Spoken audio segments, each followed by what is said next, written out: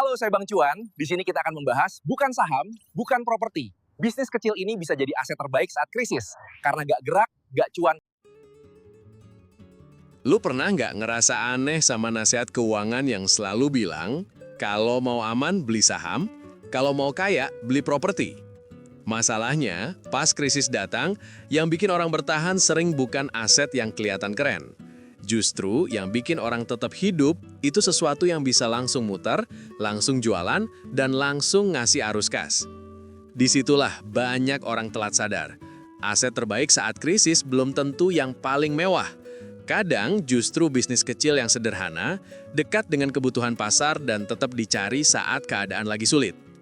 Karena buat pebisnis pemula, aset terbaik itu bukan cuma soal nilainya naik, tapi soal seberapa kuat dia ngasih lu kontrol, arus kas, dan daya tahan saat ekonomi lagi goyang.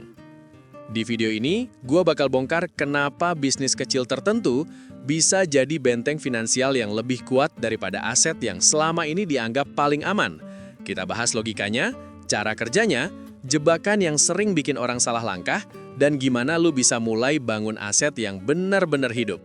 Karena tujuan kita bukan sekedar kelihatan kaya, tujuan kita adalah punya mesin uang yang tetap nyala, bahkan saat keadaan lagi gelap. Sekarang gini bro, banyak orang menilai aset dari gengsi dan potensi kenaikan nilainya. Padahal buat pebisnis pemula, ukuran yang lebih penting adalah satu hal. Apakah aset itu bisa terus ngasih arus kas saat keadaan lagi sulit? Di masa normal, hampir semua aset kelihatan bagus. Tapi krisis itu pembongkar topeng. Krisis nunjukin mana yang benar-benar berguna dan mana yang cuma kelihatan hebat saat ekonomi lagi sehat. Makanya, kita nggak lagi ngomong soal bisnis kecil biasa. Kita ngomong soal bisnis kecil yang punya karakter aset. Artinya, bisnis itu bukan cuma bikin lu sibuk, tapi bisa terus muter, bisa diprediksi, dan tetap dibutuhkan saat daya beli orang melemah. Bisnis seperti ini biasanya bukan bisnis yang bergantung pada tren, bukan yang terlalu mewah, dan bukan yang harus terlihat keren. Justru yang paling kuat biasanya bisnis yang nempel ke kebutuhan rutin, kebutuhan cepat, atau kebutuhan yang bantu orang berhemat. Coba lihat perilaku orang saat ekonomi lagi berat. Mereka mungkin nunda beli mobil, nunda renovasi rumah, nunda liburan, bahkan nunda upgrade gadget. Tapi mereka tetap makan, tetap butuh barang harian, tetap cari cara hemat, dan tetap cari solusi praktis buat hidup sehari-hari. Artinya, uang orang itu nggak hilang, uangnya cuma pindah prioritas. Dan pebisnis yang cerdas adalah yang berdiri tepat di jalur prioritas baru itu. Jadi, kalau lu mau membangun bisnis kecil yang bisa jadi aset, jangan mulai dari pertanyaan, bisnis apa yang keren? Mulailah dari pertanyaan, pengeluaran apa yang tetap hidup bahkan saat orang lagi menahan uangnya? Itu pertanyaan emas. Biasanya, jawabannya ada di kebutuhan rutin, kebutuhan yang bantu hemat, kebutuhan yang menyelesaikan masalah cepat, dan kebutuhan yang dibeli berulang. Kenapa ini penting? Karena aset yang bagus itu punya frekuensi transaksi. Kalau orang cuma beli sekali-sekali, bisnis lu susah punya fondasi. Tapi kalau orang bisa beli mingguan, harian, atau bulanan, lu sedang duduk di atas aliran uang yang lebih stabil. Banyak orang silau sama bisnis yang untungnya besar per transaksi. Padahal dalam kondisi sulit, bisnis dengan untung kecil tapi perputarannya cepat sering jauh lebih kuat karena kekuatan aset bukan selalu di nominal per transaksi, tapi di konsistensi uang masuk. Di titik ini, lu harus berhenti melihat bisnis kecil sebagai sesuatu yang kecil, karena yang kecil itu sering cuma bentuk luarnya. Di balik bentuk sederhana, ada kekuatan yang sering nggak dimiliki aset besar, yaitu kelincahan. Bisnis kecil bisa cepat ubah harga, ubah paket, ubah cara jualan, dan menyesuaikan diri dengan pasar. Dan saat krisis, kemampuan beradaptasi itu bukan bonus, itu senjata utama. Sekarang kita masuk lebih dalam. Banyak orang dari awal diajarin bahwa jalan menuju kaya itu harus lewat aset yang nilainya naik. Seolah-olah kekayaan cuma datang dari capital gain. Padahal saat ekonomi nggak pasti, yang lebih penting justru bukan apa yang bisa naik paling tinggi, tapi apa yang bisa ngasih arus kas paling tahan lama. Disinilah perbedaan antara orang yang terlihat kaya dengan orang yang kuat secara finansial. Yang satu sibuk mengejar valuasi, yang satu lagi sibuk memastikan uang tetap masuk bahkan saat pasar lagi lesu. Coba kita lihat contoh sederhana. Misalnya ada dua bisnis. Bisnis pertama untung bersih 200.000 per transaksi. Tapi cuma laku 20 kali dalam sebulan. Berarti laba bersihnya 4 juta rupiah. Bisnis kedua untung bersih cuma 25.000 per transaksi. Tapi laku 12 kali sehari. Dalam sebulan itu sekitar 360 transaksi. Laba bersihnya jadi 9 juta rupiah. Nah, di sini permainan mulai kelihatan. Banyak orang terlalu fokus pada untung per transaksi, tapi lupa menghitung kecepatan perputaran. Padahal dalam dunia krisis, perputaran itu sering lebih penting daripada gengsi margin. Karena bisnis yang sehat bukan yang dapat uang besar sesekali, tapi yang bisa bikin uang datang lagi, dan lagi. Makanya, bisnis kecil terbaik saat krisis biasanya punya 1 dari 3 posisi ini. Pertama, dia memenuhi kebutuhan rutin. Kedua, dia membantu orang hemat uang, waktu, atau tenaga. Ketiga, dia bikin orang tetap produktif tanpa biaya besar. Kalau bisnis lu masuk ke salah satu dari 3 area ini, pondasinya sudah jauh lebih masuk akal. Tapi ada hal penting yang sering dilupakan. Bisnis kecil nggak akan jadi aset kalau semuanya masih bergantung 100% ke tenaga pemilik. Kalau lu harus pegang semua, mikir semua, dan jalanin semua, itu baru pekerjaan yang punya omset, belum jadi aset. Bisnis baru jadi aset ketika ada pelanggan tetap, ada sistem, dan ada proses yang bisa dijalankan tanpa selalu menunggu tenaga lu penuh. Makanya, jangan cuma mikir gimana caranya laku. Lu juga harus mikir gimana caranya bisnis ini bisa diulang tanpa banyak drama. Kalau satu model penjualan berhasil, bisa nggak diulang? Kalau satu alur pelayanan sudah rapi, bisa nggak dipakai terus? Kalau pelanggan puas, bisa nggak dibuat balik lagi? Disitulah nilai bisnis mulai naik.